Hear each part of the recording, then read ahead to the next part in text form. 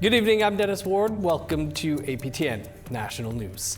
Survivors of the Portage la Prairie residential school in Manitoba commemorated the 50 years since its closure earlier this week.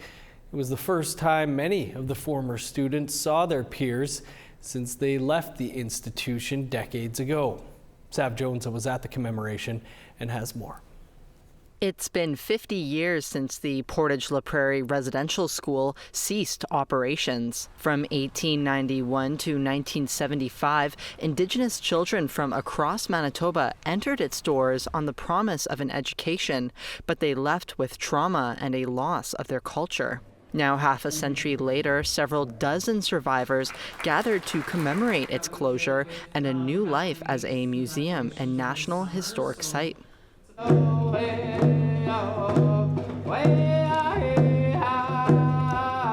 Portage residential school survivor Jennifer Wood was grateful to be surrounded by her former peers, many she hasn't seen since leaving the school. She says it was community with fellow students that made all the difference.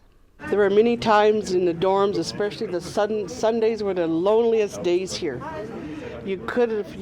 Everyone was lonely. Everyone was in their dorm crying. And I'd always go up and talk to them and say, let's go outside, let's go for a walk. The National Center for Truth and Reconciliation has identified 5 children who died while attending the genocidal institution. 15-year-old Bernadette Hart of Norway House Cree Nation was one of them. She is now memorialized in a plaque that will hang in its halls. Margaret Swan spoke on behalf of the Southern Chiefs organization. While she didn't attend Portage Residential School, she says she could relate as a day school survivor. To kill the Indian in the child. That was the intent of all levels of government when they came onto Turtle Island. They wanted to kill us off, steal our lands and resources, but they couldn't do it because our ancestors were brilliant. The morning closed off with a song by the school's former glee club and other survivors. I will return once more.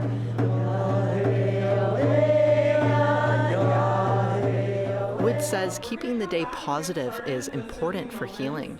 She hopes in another 50 years, new generations will continue commemorating the story of the Portage la Prairie residential school survivors. I hope that we see all kinds of buildings and institutions talking about residential school. I hope that when you walk out of the airport from an airplane that you see it fully in the airport. This is the home of the residential school survivors who survived all these schools in Manitoba, and that goes straight across the country. That's what I'd like to see.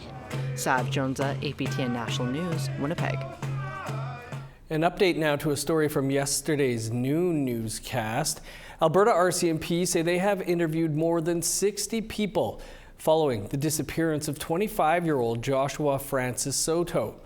He went missing on May 5th in the Whitefish Lake First Nation and Goodfish Lake area in northeastern Alberta, weeks after he won $1 million from a lottery scratch and win. According to the RCMP, some of those interviews were polygraph tests, which did not substantiate allegations of criminal involvement in Soto's disappearance, though they haven't ruled that out. They say searches were done with dozens of officers, a cadaver dog, and a drone after Soto went missing, and that it's possible he wandered off in inappropriate clothing on a night that went down to 0 degrees.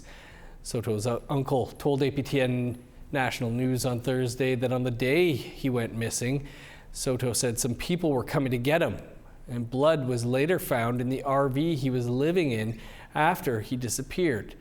The uncle said the family believes someone may be involved in his disappearance and asked the public to contact the RCMP with any tips. 2 of the 4 brothers that made up popular rock alternative band Constant Reminder and the driver of a second vehicle were killed in a highway collision a few kilometers west of Melfort, Saskatchewan Thursday night. The 59-year-old male driver of the SUV involved died on scene. 31-year-old Seth Constant, who was driving the second vehicle, also died on scene. His brother, 24-year-old Renee Constant, died in hospital. Seth and Renee are from the James Smith Cree Nation. They're founding members of their band, Constant Reminder. James Smith Cree Nation leadership says Constant Reminder celebrated the values of resilience, family, and Cree identity.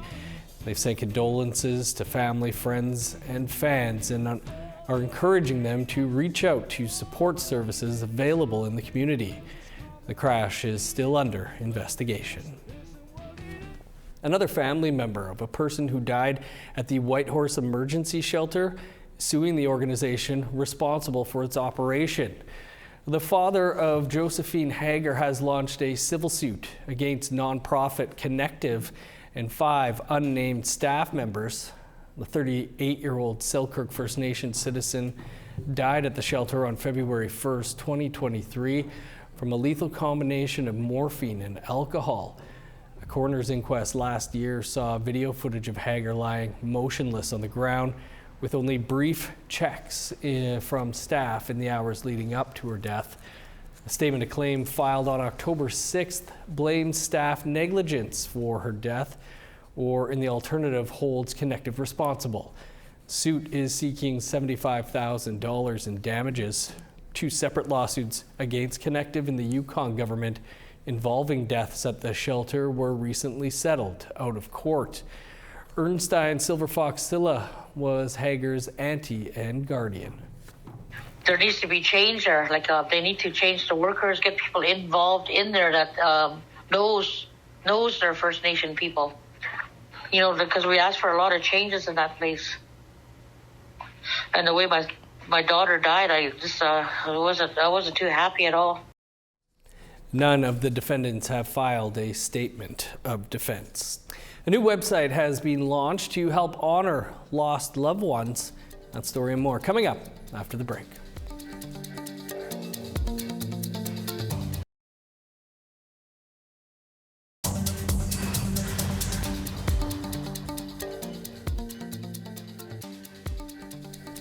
Welcome back. CanadianHealingQuilt.ca is a new website dedicated to people who lost loved ones during the COVID-19 pandemic and others grieving. It's a place to honor someone with a memorial quilt square, which can be shared publicly or privately. Julia Ross spoke to Elder Albert McLeod, who is behind the creation of the digital quilt. And that's the thing when people die, unless you go through these rituals, you come to terms with, you accept that they are gone. Mm-hmm. But unless we do that, they live somewhere in your mind, right? Albert McLeod came up with the idea to create an online space to memorialize those who died during the COVID-19 pandemic. He says the Healing Quilt was created to honor, memorialize, comfort, and heal. The website launched with Canadian Virtual Hospice this September. McLeod says he saw the impact that the lack of end-of-life rituals such as wakes, services, and burials was having during the pandemic, just as he had seen before. The idea of the Healing Quilt came from my experience that goes back to the AIDS pandemic from 1980 to about 2000. And in those days, there was a lot of fear and stigma about AIDS. And in those cases, many people were not remembered who had passed away during that time. And so in Canada, we created the Canadian AIDS Quilt. Having a friend that passed in 2020 with no service held, McLeod knew there were countless others going through the same situation. That idea came to me after COVID, where a lot of times people were not enabled to go to hospitals to be with their loved one who was quite ill from COVID or other illnesses like cancer or diabetes. So we came up with this concept of a virtual way that people can remember their loved ones who passed away. He says that having a digital healing quilt is important for accessibility so that all grieving people can come together at any given time. I think it is an opportunity for the Indian residential school and day school survivors to acknowledge people they knew who have since passed, as well as the people dealing with the murdered and missing Indigenous women and girls in Canada, another way that they can memorialize their loved ones or their friends or their relatives. McLeod says that creating a square is something anyone can do at home and that the choice to share it with relatives or to create a public memorial is an option. The Healing Quilt offers ongoing healing and a lasting place for remembering and honoring. Julia Ross, APTN National News, Winnipeg. Nice idea.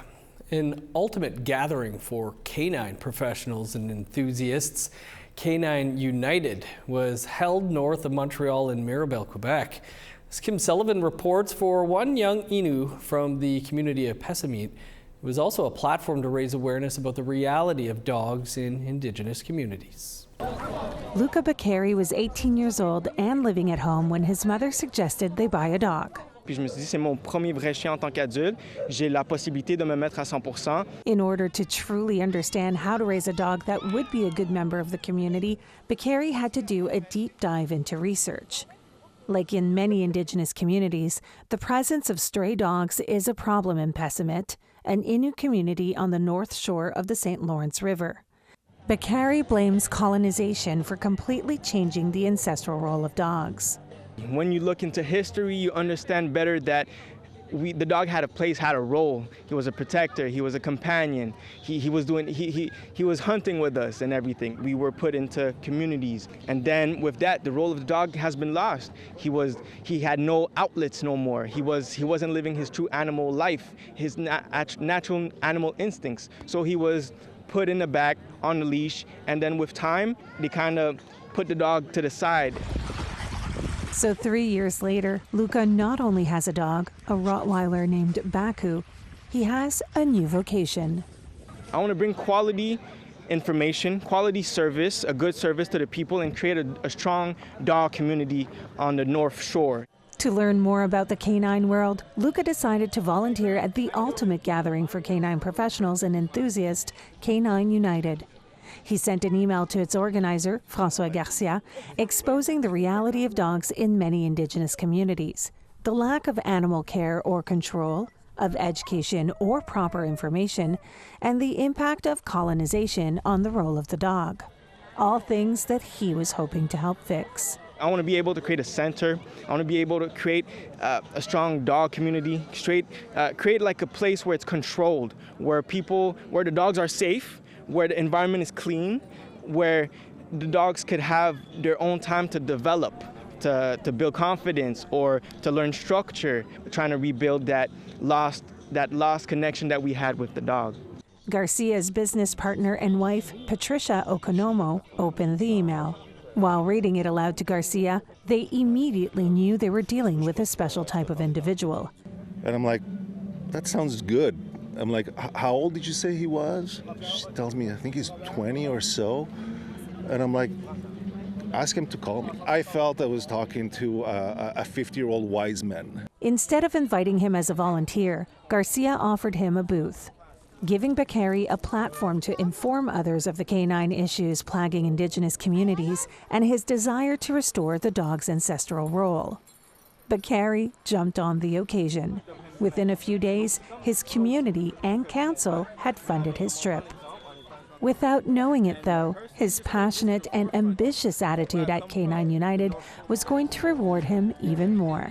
You rarely come across young people that are so passionate, and I mean true passion about something, and that they truly believe in what they want to do. He's wise enough, smart enough to see the problem, but he's smart enough and wise enough to think of solutions. We've decided that we will sponsor him for $8,000 to build all his complete online platform marketing. We don't want him just to talk about it. We want him to get it going now. An unexpected honor. One step closer to creating his dream center, Nutshimit Canine, and of becoming a canine instructor. Sometimes you think that you're going into the wrong direction, kind of lost, but you got to still keep pushing. But sometimes you don't.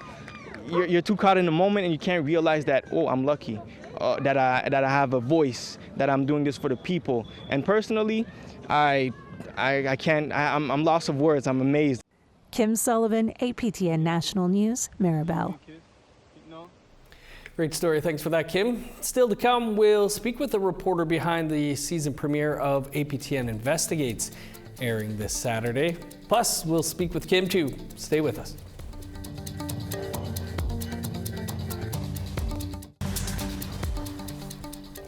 Welcome back. Time now for our photo of the day. And Jordan McKay shared a morning sunrise from his apartment balcony overlooking downtown Winnipeg, off in the distance. Thanks for sharing, Jordan. This weekend, you can send your pictures to share@aptn.ca and then tune in each day next week to see if you're selected to be our photo of the day. Now let's take a look at tomorrow's weather forecast.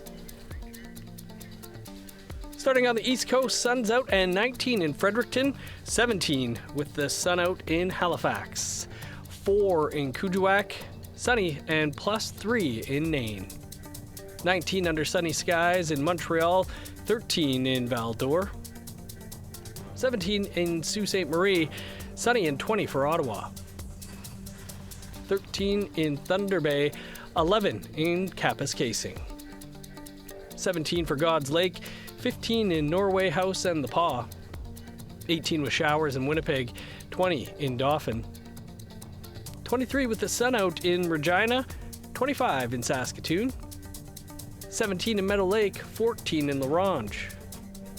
In northern Alberta, snow and 6 for Fort Chip, flurries and 10 for Fort McMurray, 10 in Edmonton, 17 in Lethbridge and Calgary, 11 in Vancouver, sunny and 12 in Kamloops, 5 in Prince George, 6 for Smithers, 0 in Old Crow, +3 in Dawson and Whitehorse, 3 in Yellowknife, +1 in Norman Wells, -2 with snow in Sax Harbor, flurries and 1 below in Pawlatuck, 3 in Chesterfield, 5 in Whale Cove, -10 in Resolute, 0 with snow in Joe Haven.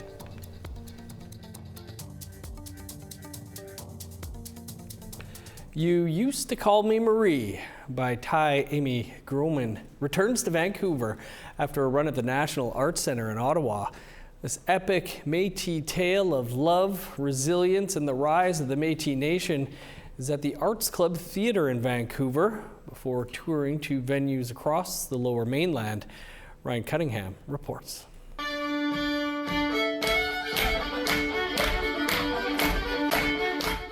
You Used to Call Me Marie by Ty Amy Groman is a multi-generational love story set during the rise of the Métis Nation. So I wrote this play, and it's all the love stories of my family, starting in creation with Star Woman and ending with me, and it's 8 love stories intertwined about how I came here and also about the emergence of the Métis Nation in Alberta. Me Stetson was lying beside us. There was sweet grass and tobacco growing all around. You can't give birth in the garden. But the stars told me to. No, Marie, Lily Jean-Marie Bonin and Aaron Oakham Mason play the star-crossed lovers across time. Bring my bow. No. I don't want our children stuck in the walls of this fort. I really like the 1930s scene. It's the Great Depression, it's the drought, but our 2 characters managed to find a lot of joy and a lot of hope. And I think that's very aligned with the Métis culture. There's a lot of resilience. Weaving music, dance, and poetry, You Used to Call Me Marie transports audiences to a different time. You Used to Call Me Marie is a bit of an ode to the progression of names in my family. So for many generations leading up to me, all of the women were named Marie. And then at some point around my mom and dad's generation, we quit using Métis names. So Used to Call Me Marie is an ode to the return of the name Marie. You Used to Call Me Marie runs at the BMO Theatre in Vancouver until October 12th. You can catch it all along the Lower Mainland until November 9th. This is Ryan Cunningham with APTN National News, Vancouver. Thanks, Ryan. Time to head over to our Montreal studio now. Kim Sullivan standing by with a look ahead to tonight's all-new Nouvelle Nationale. Hey, another week, another edition of Nouvelle Nationale. We're going to be talking about a dangerous road, some legal procedures, a march for women, and a statute to keep the conversation going. All topics on tonight's episode. Plus, we have a beautiful story about bringing birth back to the land and how textile and fashion can also mean and redefine identity. You don't want to miss it. It's tonight, 6:30 Eastern. See you then. Thanks, Kim. Kim will be back here in less than 4 minutes. APTN Investigates returns this week with an all-new season. In Justice for My Sister, video journalist Tamara Pimentel uncovers shocking details surrounding the death of a young Casca woman in the 1960s. Anne Mary Dick was only 18 years old when she was killed in the small community of Upper Liard, Yukon. A man confessed to the crime. A trial was held, but he was ultimately found not guilty. With more on the story, Tamara joins us now in studio. Tamara, thanks for being with us. What can you tell us about Anne Mary Dick's case? So the family of Anne Mary actually initially reached out to our APTN News team in Whitehorse a few years ago. At that time, they didn't have any information on her case. The incident was kept very quiet in their community of Upper Liard. So our news reporter, Sarah Connors, was the one who actually got a hold of all of the court documents and handed them off to the family and to us.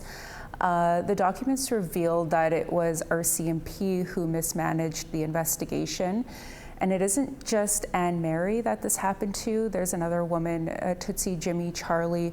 She was killed in the 60s, and we are still waiting for answers regarding her death as well.